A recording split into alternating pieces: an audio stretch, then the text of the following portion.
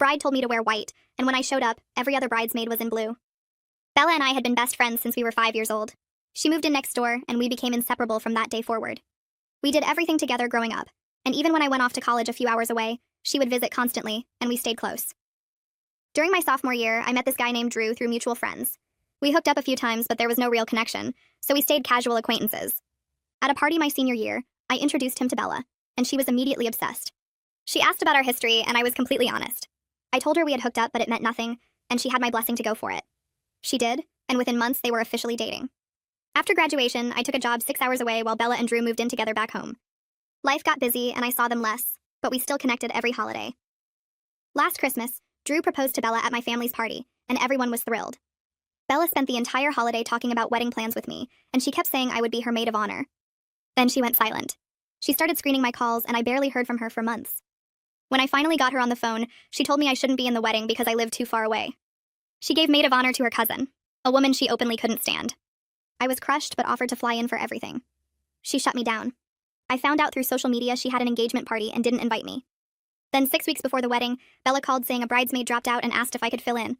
I said yes immediately. She told me the bridal party was doing a reverse color palette where bridesmaids wore white, and she and Drew would wear black. I already had a white slip dress, so I sent her a photo. She approved it over text with a thumbs up. The morning of the wedding, I arrived at the venue at 8 to do hair and makeup with the girls. Bella hugged me, and it felt like old times. We drank champagne and laughed, and I thought everything was finally okay between us. 2 hours before the ceremony, Bella told everyone to get dressed for photos. I changed in the bathroom and walked back into the room. My stomach dropped. Every single bridesmaid was wearing blue. I was the only one in white. I stood there staring, my brain trying to catch up. Bella had told me white. She approved my dress. I had the text. This was a setup. Bella stood in the middle of the room in her bathrobe with arms crossed. She looked at her cousin and said she told her I would do something like this. Her cousin marched over and started screaming. She called me jealous, desperate, and accused me of being in love with Drew. She said everyone knew I was trying to steal him, and wearing white was my pathetic attempt to ruin the wedding. I couldn't speak. Bella watched with a satisfied smirk like she had been waiting for this moment. I tried to explain she told me to wear white, that I had proof, but nobody listened. The other bridesmaids stared at me like I was insane. Bella's mom came in and gasped when she saw me, then started whispering to the others. I pulled out my phone to show them the text where Bella approved my dress. When I opened the thread, the messages were gone. She had deleted them. I looked at Bella and asked why she was doing this. Her face went cold and she said I knew exactly why. Then she put the smile back on and told her cousin to get me out before I caused more of a scene. The cousin grabbed my arm and started pulling me toward the door. I yanked away and said I wasn't leaving until someone explained what was happening. That's when the door opened and Drew walked in. He wasn't supposed to see Bella before the ceremony, so everyone froze. He looked around the room, saw me standing there in white with tears running down my face, and his expression changed. He didn't look confused. He looked guilty. Bella's voice came out sharp asking what he was doing in here. Drew didn't answer her. He just kept staring at me. Then he said my name, soft and sad, and said he was sorry and should have told me. Bella's face went white. She asked what he meant by that. I looked between them completely lost and asked what he should have told me. Drew opened his mouth to answer, but Bella's cousin grabbed my arm again, saying I needed to leave right now. I pulled away and said I wasn't going anywhere. Drew took a step toward me and Bella screamed at him to stop. The room went dead silent. Then Drew said there was something I needed to know. Something Bella had been hiding from me for over a year. Something that explained everything. Drew took a breath that shook his whole chest. He looked at me with eyes that seemed older than they had 5 minutes ago. He said he and Bella had been trying to have a baby for over a year. They tried everything, saw doctors, did tests. 3 months ago they found out the reason it wasn't working. He was infertile, had been since birth. Something about his medical history that made it impossible. The room went so quiet I could hear someone's phone buzzing in a purse across the floor. Everyone was doing the math in their heads. If Drew couldn't have kids and never could, then our hookups in college couldn't have resulted in anything. The cousin's mouth fell open. One of the other bridesmaids put her hand over her lips. Bella's face went from angry red to paper white in seconds. Bella started screaming. She yelled at Drew asking why he would tell me this now, why he would humiliate her in front of everyone on her wedding day. Her voice cracked and went high. Drew didn't back down. He said he was tired of lying, tired of watching her torture me for something that wasn't my fault or his. He said he couldn't stand there and let this continue when none of it was based on reality. Bella grabbed the edge of a makeup table and her knuckles went white. She told him to shut up, to get out, that he was ruining everything. But he just stood there looking at her with something that might have been pity. I couldn't make sense of what his infertility had to do with me. My brain felt slow and stupid. I asked what any of this had to do with why Bella hated me now, why she cut me out and set me up with this dress thing. Drew turned to me and his face looked exhausted in a way that seemed deeper than just today. He said Bella convinced herself I got pregnant back in college, that I had an abortion and never told anyone, that I was hiding this huge secret from her. The words hit me so hard I actually stepped backward. I said no immediately. Said it loud enough that someone jumped. I told everyone we always used protection. Always. I never got pregnant. Never had a reason to think I was pregnant. Bella started crying. These angry sobs that made her whole body shake. She pointed at me and said I was a liar. That I disappeared for 2 weeks during spring break senior year. That I came back different, quiet, and wouldn't talk about where I'd been. She said she knew something happened and I was hiding it from her. Spring break senior year came back to me in pieces. I got the flu the day before break started. A bad one that knocked me completely flat. I spent 2 weeks in my dorm room barely able to get out of bed. My roommate brought me soup. The RA checked on me because I looked so terrible. I went to student health services twice because I couldn't shake the fever. I said all of this out loud, talking fast, trying to make them understand. I said my roommate could verify it. My RA saw me. I had medical records from the health center. Sarah stepped forward from where she'd been standing near the wall. She said she was my roommate that year. Her voice was quiet, but everyone heard it. She said I was sick the entire break, that she brought me soup and medicine every single day, that I never left our room except to go to the bathroom, that she was worried enough to call my parents at one point. She looked at Bella when she said it. Bella spun toward Sarah so fast her bathrobe flew out. She called Sarah a liar, said Sarah was covering for me, that we planned this together. Her voice went shrill. But the other bridesmaids were shifting around now, looking at each other.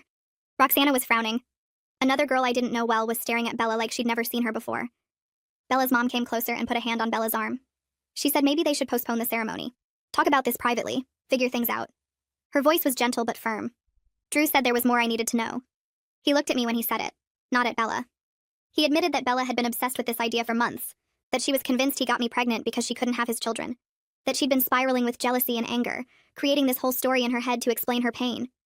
He said he tried to talk her out of it, tried to get her to see reason, but she wouldn't listen. She just kept building this fantasy bigger and bigger until it took over everything. My stomach turned over. I felt sick in a way that had nothing to do with being hungry or tired. My best friend since we were 5 years old had spent over a year hating me for something that never happened. Something she made up in her head. The white dress setup, the deleted texts, the public humiliation in front of everyone. It was all meant to punish me for a pregnancy that never existed. To justify cutting me out of her life in front of witnesses who would take her side. Bella collapsed into a chair by the window. Her cousin rushed over to comfort her, but Bella shoved her away hard enough that the cousin stumbled. Bella looked up at me and her face was red and wet and twisted with something that looked like real pain.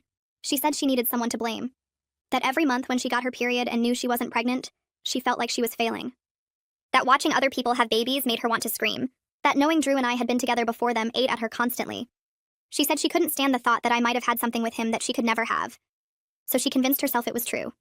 Made herself believe it so she had a reason for why her life felt so wrong. I couldn't stay in that room another second. I grabbed my purse off the chair and walked toward the door. Nobody tried to stop me this time. Bella's mom was still holding Bella, who had her face buried in her hands. Drew stood frozen near the window looking lost. The other bridesmaids were all staring at their phones or the floor, anywhere but at me. I pulled the door open and stepped into the hallway. The cool air hit my face and I realized how hot and stuffy that room had been. My hands were shaking as I walked down the corridor toward the stairs. Behind me I heard the door open again. Footsteps came after me, quick and light. Sarah appeared next to me as I reached the stairwell. She touched my arm gently and I stopped walking. Her face looked genuinely sorry, not the fake sympathy people put on when they don't really care. She said she had no idea what Bella was planning with the dress colors. That Bella told all of them just this morning that everyone was wearing blue. She said if she'd known Bella was setting me up like that, she would have warned me. I nodded because I couldn't get words out yet. Sarah walked down the stairs with me, not saying anything else, just being there. We crossed through the lobby where wedding guests were starting to arrive. A few people stared at my white dress, but I kept my eyes forward. The parking lot was half full already. I found my car in the third row and unlocked it with shaking fingers. Sarah stood nearby while I got in and shut the door. I sat there gripping the steering wheel, trying to make my brain work again. Everything that just happened felt impossible. My best friend since kindergarten had spent over a year hating me for something that never happened. She made up an entire story in her head about me getting pregnant and hiding it. Then she planned this whole setup to humiliate me in front of everyone. The cruelty of it made my chest hurt. My phone started buzzing in my purse. I pulled it out and saw Drew's name on the screen. I declined the call. It buzzed again immediately. Another call from Drew. I declined that one too. Then texts started coming through, one after another. All from Drew saying he was sorry and asking me not to leave yet. Saying we needed to talk more. Saying he could explain everything if I just gave him a chance. I put the phone face down on the passenger seat and closed my eyes. A knock on my window made me jump. Sarah was standing there looking worried. I rolled down the window and she leaned in slightly.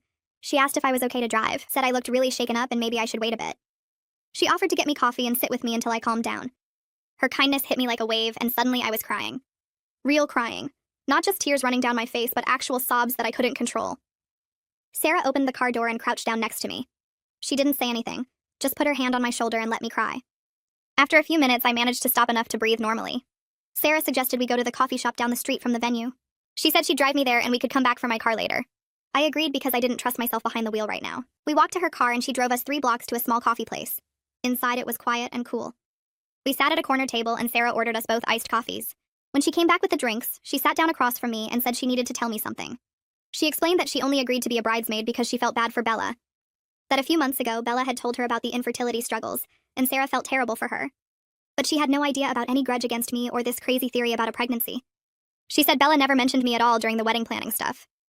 Sarah pulled out her phone and opened her messages. She turned it toward me so I could see the screen. There was a text thread with someone named Roxana. Sarah scrolled up to show me messages from earlier today. Roxana was saying she thought Bella's behavior toward me seemed really off, that something felt wrong about the whole situation. Sarah had responded saying she agreed and thought Bella was acting unhinged. They'd both suspected something was weird, but didn't know what, until everything exploded in the bridal suite. I asked Sarah why she didn't warn me about the dress color being different. She looked uncomfortable and said Bella told all the bridesmaids this morning that I had insisted on wearing white despite being asked to wear blue. That I was being difficult and trying to upstage the bride. Everyone believed it because why would Bella lie about something like that? They all thought I was the problem. My phone started ringing again. I pulled it out and saw Drew's name for what felt like the 100th time. Sarah looked at the screen and then at me. She said maybe I should answer it. That Drew seemed like he genuinely wanted to explain everything and try to fix this disaster. I stared at the phone for another ring. Then I answered and put it on speaker, so Sarah could hear too. Drew's voice came through immediately, fast and apologetic. He said he was so sorry for everything, that he only learned about Bella's pregnancy theory 2 months ago, when she finally told him what she believed. He'd been trying to convince her to get therapy and tell me the truth, but she refused, and instead started planning this wedding humiliation. He said he should have warned me, but Bella threatened to call off the wedding if he contacted me. He thought he could fix it before today. He was wrong. Drew's voice cracked and he said the wedding was officially postponed. That most guests had already left after Bella's mom told everyone there was a family emergency. He wanted to meet with me tomorrow to tell me everything that had been happening, to explain why he didn't warn me sooner. I told him I'd meet him for lunch tomorrow at the diner on Main Street back home. Then I hung up before he could say anything else. Sarah drove me back to the venue parking lot to get my car. I thanked her for everything and she gave me her number, telling me to text her later if I needed anything. Then I got in my car and started the drive to my parents' house instead of the hotel where I'd planned to stay. The drive took 40 minutes and I spent most of it replaying everything in my head. When I pulled into my parents' driveway, my mom was outside watering her flowers. She looked up as I got out of the car. Her eyes went from my face to the white dress and back again. She dropped the hose and walked over to me. She didn't ask any questions, just wrapped me in a hug and led me inside. My dad was in the kitchen and he stood up when he saw us. Mom sat me down at the table and started making tea. Then I told them everything. My dad stood up from the table and walked to the phone on the wall. He picked up the receiver and started dialing. I grabbed his arm and told him to wait. He looked at me with angry eyes and said Bella's parents needed to know what their daughter had done. I shook my head and explained I wanted to talk to Drew first, tomorrow, before we involved anyone else. My mom agreed with me and said we should hear the full story before making calls. Dad hung up the phone but kept his hand on it for a minute. He turned back to me and said he never trusted Bella's sudden coldness toward me over the past year. He told me he suspected something deeper was wrong but couldn't figure out what. Mom nodded and said she'd noticed it too, the way Bella avoided family gatherings and made excuses not to see me. I sat there feeling stupid for not seeing it myself. Dad hugged me and said people going through pain sometimes lash out at the wrong targets. That didn't make it okay, but it explained things. I went upstairs to my old bedroom and lay on my bed staring at the ceiling. My phone kept buzzing with texts from Drew, but I didn't read them. Sleep felt impossible. Every time I closed my eyes, I saw Bella's face in that bridal suite, the satisfied smirk when her cousin started yelling at me. I replayed the past year in my head, and suddenly everything looked different. The excluded engagement party wasn't about distance or convenience. Bella had deliberately cut me out. The last-minute bridesmaid invitation wasn't a kind gesture. It was bait for a trap. The white dress setup had been planned for weeks, maybe months. She deleted those text messages before I even arrived at the venue. This wasn't spontaneous cruelty. It was calculated revenge for something that never happened. I thought about spring break senior year when I had the flu. I remembered being so sick I could barely stand up. Sarah brought me soup and crackers every day. My RA checked on me twice because I looked so bad. I went to student health services and they gave me medicine. There were records of all of it. But Bella had looked at some photo of me from that time and convinced herself I'd had an abortion. She built an entire fantasy in her head and used it to justify destroying our friendship. I felt sick thinking about how long she must have been planning this wedding humiliation. How many nights had she spent imagining my face when I walked into that room in white? How many conversations had she had with her cousin, feeding the hate? I grabbed my phone and opened social media. I found the photo Bella must have seen. It was from spring break, posted by another girl from our dorm. I was in the background wearing pajamas and looking tired because I had the flu. That was it. That was the evidence Bella used to build her accusation. The next morning, I drove to the diner on Main Street. Drew's car was already in the parking lot when I arrived. I walked inside and saw him sitting in a booth by the window. He looked terrible. His eyes were red and he had dark circles under them like he hadn't slept in days. I slid into the seat across from him and didn't say anything. The waitress came over and Drew ordered coffee. I asked for the same. We sat in silence until she brought our cups. Drew wrapped both hands around his mug and stared into it. Then he started talking. He said Bella's grief over their infertility had been getting worse for months. At first she just seemed sad and frustrated. Then she started getting angry at pregnant women in public. She would come home from the grocery store crying because she saw someone with a baby. Drew tried to get her to see a therapist, but she refused. She said therapy was for weak people. About 3 months ago, she started talking about me. She told Drew she had a theory about why they couldn't get pregnant. She said she thought I had gotten pregnant by Drew in college and terminated it without telling anyone. Drew told her that was impossible. He reminded her that he was infertile from birth, that no pregnancy could have happened. But Bella wouldn't listen. She pulled up that photo from spring break and showed it to him. She said I looked thin and tired because I just had an abortion. Drew tried to explain about the flu, but Bella had already decided. She spent hours online researching abortion procedures and recovery times. She convinced herself the timeline matched perfectly. No matter what Drew said, she couldn't shake the idea. Drew took a drink of coffee and kept talking. He said Bella found more photos from that semester and analyzed all of them. She claimed my face looked different after spring break. She said I was hiding something. Drew tried showing her my social media posts from that time where I complained about being sick with the flu. Bella said I was lying to cover up the abortion. She started going through old text messages between us looking for proof. When she couldn't find any, she said, I must have deleted everything. Drew's voice cracked and he said watching her spiral like this had been horrible. He loved her, but she was becoming someone he didn't recognize. The worst part was knowing the entire foundation of her anger was medically impossible. He was infertile. There was documentation. But facts didn't matter to Bella anymore. She needed someone to blame for her pain, and she'd chosen me. I asked Drew why he didn't tell me months ago when this started. He looked down at his coffee and said, Bella threatened to call off the wedding if he contacted me. She told him if he warned me about her theory, she would know he was taking my side over hers. Drew admitted he made a terrible choice. He thought if he gave her time, she would eventually accept reality and move past the delusion. He hoped their love would be enough to pull her back from the edge. Instead, she got worse. She started planning the wedding humiliation. She told Drew about the dress setup 2 weeks before the wedding, and he finally realized how far gone she was. He tried to stop her, but she said it was too late to back out.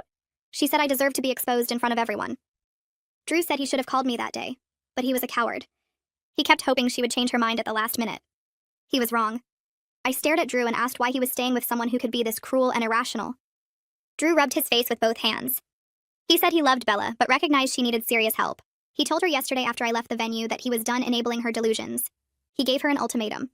They would postpone the wedding indefinitely until she got real treatment from a psychiatrist. Not just a therapist, but someone who could evaluate if she needed medication. Bella screamed at him and said there was nothing wrong with her.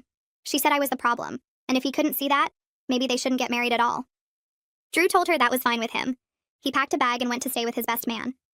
This morning, Bella's mom called him crying. She said Bella had finally admitted she might need help. They were looking for psychiatrists who specialized in grief and infertility issues. Drew leaned forward and said there was more I needed to know. Bella's cousin had known about the pregnancy accusation theory for weeks. Not only did she know, she encouraged it. The cousin told Bella she always suspected I had feelings for Drew. She said my friendship with Bella was fake and I was just waiting for a chance to steal him. The cousin apparently had her own reasons for wanting me out of Bella's life. Drew said the cousin had always been jealous of my close relationship with Bella. When Bella started pulling away from me, the cousin saw an opportunity to become Bella's new best friend. She fed Bella's paranoia and helped plan the dress setup. She was the one who suggested deleting the text messages. Drew said the cousin was toxic and he'd told Bella she needed to cut contact with her too. Bella refused at first, but her mom agreed with Drew. The cousin was being frozen out. I sat back in the booth trying to process everything. Part of me felt angry at Bella for the calculated cruelty. Part of me felt sorry for her because she was clearly suffering. But mostly I just felt sad. Our friendship was destroyed. Even if Bella got help and realized her accusations were false, I didn't know if I could ever trust her again. The white dress setup wasn't a mistake or a moment of weakness. It was planned revenge. She wanted to hurt me in the most public way possible. That kind of deliberate cruelty didn't just go away with therapy.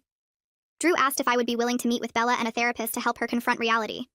He said having me there to confirm the truth about spring break might help her accept that her theory was wrong. I told Drew I needed time to think about it. Right now I was too hurt and too angry to sit in a room with Bella. Maybe eventually I could do it, but not yet. Drew nodded and said he understood. He thanked me for meeting with him and apologized again for not warning me sooner. I told him I appreciated his honesty now, even if it came too late. Then I left the diner and drove back to my apartment 6 hours away. Over the next week, my phone filled with messages. Some were from wedding guests who heard what really happened. They apologized for believing Bella's lies about me insisting on wearing white. A few people said they felt terrible for not speaking up when they saw me standing there alone in that bridal suite. Roxana called me directly one evening. She said she wanted to apologize for not questioning Bella's story. She admitted the whole thing seemed weird, but she didn't want to cause drama. Now she felt guilty for staying silent. I told Roxana I appreciated the call and didn't blame her. She had no way of knowing what Bella was planning. Roxana said several other bridesmaids felt the same way and wanted to reach out but weren't sure if I'd want to hear from them. I told her it was okay if they wanted to contact me. I wasn't angry at them. They were victims of Bella's manipulation too. Over the next few days, Sarah and I texted back and forth constantly. She sent me screenshots of what Bella's cousin was posting on social media. The cousin claimed I showed up in white knowing full well I was supposed to wear blue. She said I caused a huge scene and tried to ruin everything because I was jealous. Sarah told me at least 10 people who weren't even at the wedding were now sharing the cousin's version of events. I felt sick reading the lies, but Sarah kept telling me not to engage. She said anyone who mattered knew the truth. My mom noticed I was spending a lot of time on my phone looking upset. She sat me down one evening and suggested I talk to someone professional about everything that happened. She said betrayal like this didn't just go away on its own. I told her I was fine, but she gave me that look moms give when they know you're lying. The next morning, I looked up therapists in my area and scheduled an appointment for the following week. The therapist's office was in a small building near my apartment. I sat in the waiting room filling out paperwork about my mental health history. When she called me back, I felt nervous but also relieved to finally talk to someone neutral. I explained the whole wedding disaster from start to finish. She listened without interrupting and took notes. At the end, she told me something that stuck with me. She said Bella's behavior wasn't about me at all. It was about Bella's own pain and her inability to cope with her infertility in a healthy way. She said I didn't cause this and I couldn't have prevented it. Bella needed help that had nothing to do with our friendship. I left that first session feeling lighter somehow. 2 weeks after the wedding, my phone rang with a number I recognized. Bella's mom. I almost didn't answer, but something made me pick up. Her voice came through shaky and tearful. She apologized over and over for not seeing how bad things had gotten with her daughter. She said Bella started therapy 3 days after the wedding fell apart. The therapist diagnosed her with severe anxiety and depression triggered by the infertility news.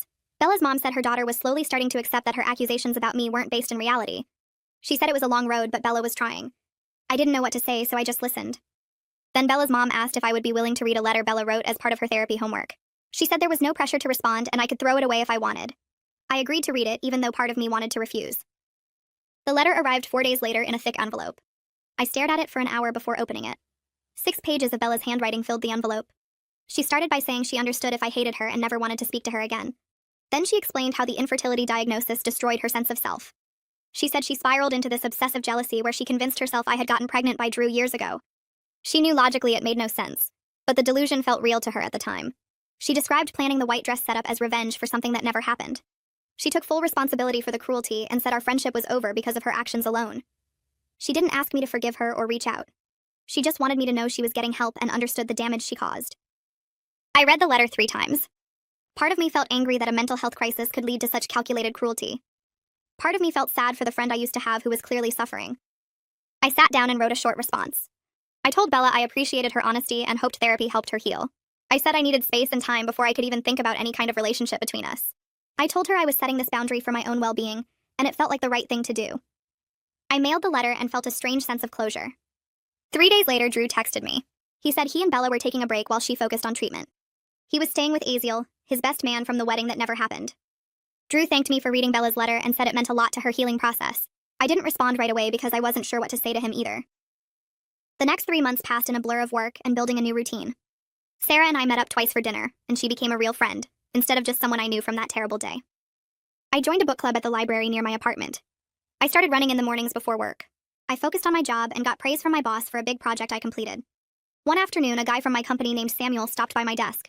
We'd worked on a few projects together but never really talked outside of work stuff. He asked if I wanted to grab dinner sometime. I was surprised but realized I felt ready to say yes. Samuel and I went to a small restaurant downtown for our first date. We talked about work and our families and what we like to do for fun. On our 4th date, I told him about the wedding disaster. I explained the whole thing from the white dress setup to Bella's mental health crisis.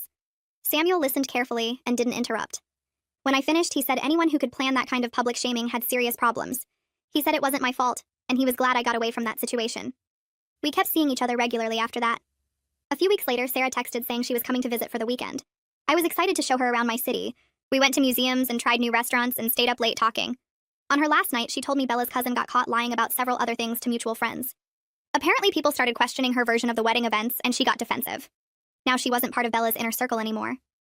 Sarah said it felt like justice in a weird way. I agreed to think about whether I'd be willing to meet with Bella and a therapist, but honestly, I wasn't sure I could sit in a room with her without losing it completely. The next few days felt strange, like I was walking around in someone else's life. Work kept me busy during the day, but at night I kept replaying the wedding disaster over and over. My phone buzzed one evening while I was making dinner. A message from Roxana popped up on my screen. She said she and two other bridesmaids wanted to apologize in person if I ever came back to my hometown. She explained that they'd been talking after everything fell apart and realized how badly they'd treated me. I stared at the message for a long time before responding. Part of me wanted to tell her to forget it, that their apologies wouldn't change what happened. But another part of me appreciated that they were at least trying to acknowledge their mistake. I wrote back saying I'd be home for Thanksgiving and we could meet for coffee then. She sent back 3 heart emojis and thanked me for being willing to hear them out. The weeks passed slowly as I focused on rebuilding my routine. Samuel and I went out twice more, and I started to feel like maybe I could actually move forward from all this mess. He never pushed me to talk about Bella or the wedding unless I brought it up first. One night after dinner at his place, I told him about Roxana's message and how nervous I felt about going home for Thanksgiving. He listened carefully, and then said something that surprised me. He told me it took real strength to be willing to hear people out even after they'd hurt me. He said most people would just cut everyone off and never look back. I realized he was right and felt a little better about the whole thing. Thanksgiving week arrived faster than I expected. I drove the 6 hours home on Wednesday afternoon and my stomach twisted the entire way. My parents were excited to see me, and my mom had already started cooking. That night at dinner, my dad asked if I'd heard anything from Bella or Drew. I told them about the letter Bella wrote and how Drew had reached out. My mom's face got soft and she said she hoped Bella got the help she needed, but she also said she was proud of me for setting boundaries. My dad just nodded and squeezed my hand across the table. Thursday morning, I met Roxana and 2 other bridesmaids at a coffee shop downtown. My hands shook a little as I walked in and saw them sitting at a corner table. Roxana stood up and hugged me immediately, which caught me off guard. The other 2 women looked genuinely uncomfortable as I sat down. Roxana started talking first. She apologized for believing Bella's story about me insisting on wearing white. She said the whole thing seemed out of character for me, but she'd been so focused on supporting Bella that she didn't question it. The other bridesmaids nodded and added their own apologies. One of them admitted she'd suspected something was off when Bella deleted those text messages, but she was too scared to speak up. They talked for almost an hour, explaining how Bella had painted me as obsessed with Drew for months before the wedding. They said they felt terrible for not reaching out sooner. I listened to everything they said and felt my anger slowly drain away. These women weren't the enemy. They'd been manipulated just like I had. I told them I appreciated their honesty and that I didn't hold any grudges. We ended up talking about other things after that, and it felt surprisingly normal. Friday afternoon, my parents told me something that made my chest tighten. They said Bella's parents had invited them to dinner the week before and explained that Bella was doing much better in therapy. She'd apparently accepted the truth about her false accusations and was working through her mental health issues. My dad said Bella's parents weren't pushing for any kind of reconciliation between us. They just wanted my parents to know that Bella understood the damage she'd caused. My mom added that Bella's mom had cried during dinner and apologized for not seeing how sick her daughter had become. I didn't know what to say to any of that. Part of me felt relieved that Bella was getting help. Another part of me felt angry that everyone expected me to just be okay with what she'd done because she was struggling mentally. I told my parents I needed time and they understood. The rest of Thanksgiving weekend passed quietly. Samuel texted me every day to check in and ask how I was handling everything. I found myself looking forward to his messages more than I expected. On Sunday morning before I drove back to the city, my mom pulled me aside in the kitchen. She asked if Samuel and I were getting serious. I told her I wasn't sure yet, but that I really liked him. She smiled and said she was glad I'd found someone who treated me well. I realized she was right. Samuel was different from anyone I'd dated before. He actually listened when I talked, and never made me feel like I was being dramatic about the Bella situation. December flew by in a blur of work deadlines and holiday preparations. Samuel and I saw each other at least twice a week, and I started to feel like maybe this could turn into something real. One night over dinner, I asked if he wanted to come home with me for Christmas. He said yes immediately and looked genuinely excited about meeting my family. I warned him that my parents would probably ask him a million questions, but he just laughed and said he could handle it. The week before Christmas, Drew sent me a text that made my stomach drop. He said he and Bella had broken up permanently. She needed to focus on her mental health without the pressure of their relationship. He sounded sad but also relieved in a way that made sense. I wrote back a short message saying I hoped they both found peace. He thanked me and said he was staying with Aziel for a while until he figured out his next steps. Christmas Eve arrived and Samuel drove home with me. My parents loved him instantly. My dad spent an hour showing him old family photos while my mom finished cooking. That night, after everyone went to bed, my mom found me in the kitchen making tea. She sat down at the table and told me she was glad I'd found someone who treated me with genuine respect and kindness. She said she'd worried about me after the wedding disaster, but seeing me with Samuel made her feel better. I hugged her and realized how lucky I was to have parents who actually cared about my happiness. Samuel fit into my family so naturally that by the end of the weekend, it felt like he'd always been part of our holiday traditions. January brought cold weather and a fresh start. Sarah texted me one morning with exciting news. She'd gotten a job in my city and was moving into an apartment near mine. I was thrilled because she'd become a real friend over the past few months. We met for dinner the night she arrived and spent hours talking and laughing. She brought up the wedding disaster at one point and said something that stuck with me. She told me that something positive had come from that terrible day. We'd built a real friendship based on honesty, instead of the fake relationship I'd had with Bella. I realized she was right. Our friendship felt solid in a way my relationship with Bella never had. One Saturday afternoon in late January, I ran into Bella's mom at a coffee shop in my hometown. I'd driven back for the weekend to help my parents with some house projects. She saw me first and walked over with a nervous smile. We talked for maybe 10 minutes and it was surprisingly warm. She told me Bella was doing genuinely well in treatment and had started making amends with other people she'd hurt during her crisis. She said Bella was learning to take responsibility for her actions instead of blaming her mental health for everything. I told her I was glad Bella was getting better. We hugged before she left and I felt a strange sense of closure. 6 months after the wedding disaster, I received a final message from Bella.